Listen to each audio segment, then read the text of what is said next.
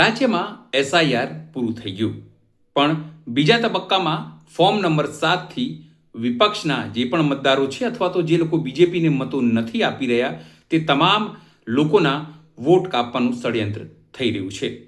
આ જ આરોપ લગાવીને કોંગ્રેસે સુરેન્દ્રનગરમાં ચક્કા જામ કર્યો. નમસ્કાર, હું છું ચિંતામણી પુતરણી પટેલ. સ્વાગત છે આપનું અમારા વિશેષ કાર્યક્રમમાં. જે રીતે ફોર્મ નંબર 7 સંખ્યાબદ્ધ રીતે ભાજપના કાર્યકર્તાઓના નામે જમા કરાવવામાં આવ્યા છે અને સંખ્યાબદ્ધ લોકોના નામો કાપવાની અરજી આપવામાં આવી છે, તેને લઈને કોંગ્રેસ હવે નારાજ દેખાઈ રહી છે. ખાસ કરીને કોંગ્રેસે ઇલેક્શન કમિશન અને અધિકારીઓ ઉપર પણ આરોપ લગાવ્યા છે અને કાયદાકીય લડાઈની પણ ચીમકી આપી છે. તે સિવાય સડકથી લઈને સંસદ સુધી પણ જરૂર પડે તો લડવાની વાત કહેવામાં આવી છે.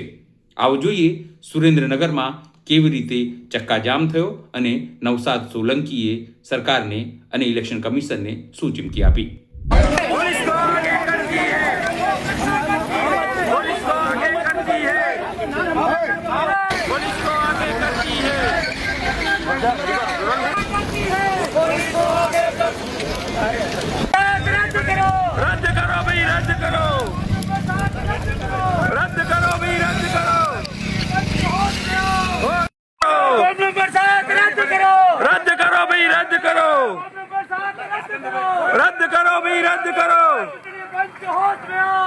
करती है, सरकार डरती है, पुलिस को आगे करती है, पुलिस को आगे करती है, बाजार घड़ी पर आगे करती है, सरकार डरती है, पुलिस को आगे करती है, सरकार डरती है, पुलिस को आगे करती है.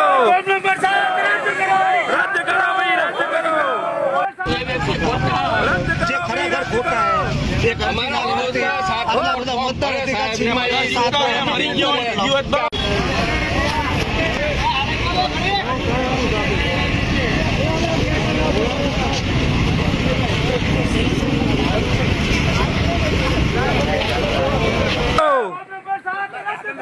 रद्द करो भाई, रद्द करो.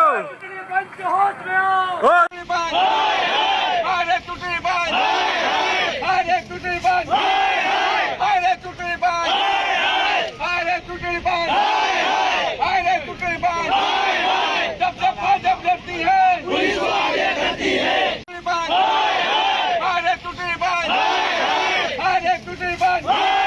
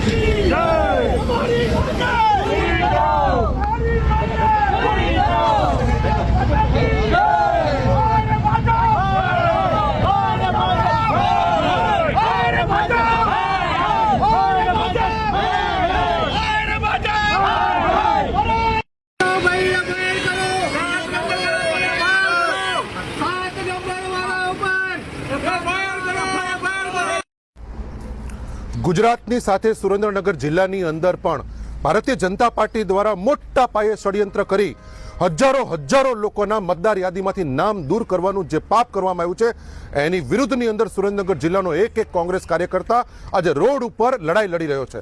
ત્યારે આજે સુરેન્દ્રનગર જિલ્લાના બધા જ કાર્યકર્તાઓએ સુરેન્દ્રનગર જિલ્લાના અનેક હાઈવેને ચક્કાજામ કરી દેવામાં આવ્યા છે. આજે અમદાવાદ, વિરમગામ, માલવણ, કચ્છ હાઈવેને અનેક જગ્યાએ બ્લોક કરી અને ટ્રાફિક ચક્કાજામ કરવામાં આવ્યું છે.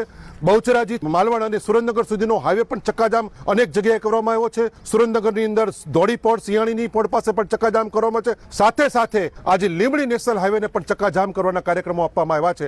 આજે કોંગ્રેસનો એક કાર્યકર્તા દેશના, ગુજરાતના નાગરિકો માટે, એના મતાધિકાર માટે આજે લડી રહ્યો છે. ચૂંટણી પંચ એ ભારતીય જનતા પાર્ટીના કાર્યકર તરીકે કામ કરી રહ્યો છે. જે લોકોએ ફોર્મ નંબર 7 બોગસ ભર્યા છે એની સામે આજે તંત્ર, પોલીસ કે ચૂંટણી પંચ કોઈ જ કાર્યવાહી કરવા તૈયાર નથી અને એક રીતે એમને છાવરવાનું કામ કરી રહ્યું છે. એને તો 10 વર્ષની જેલની સજા થાય એટલી ગંભીર જોગવાઈઓ હોવા છતાં હજી સુધી આજની તારીખમાં એક પણ એફઆઈઆર ફાટી નથી.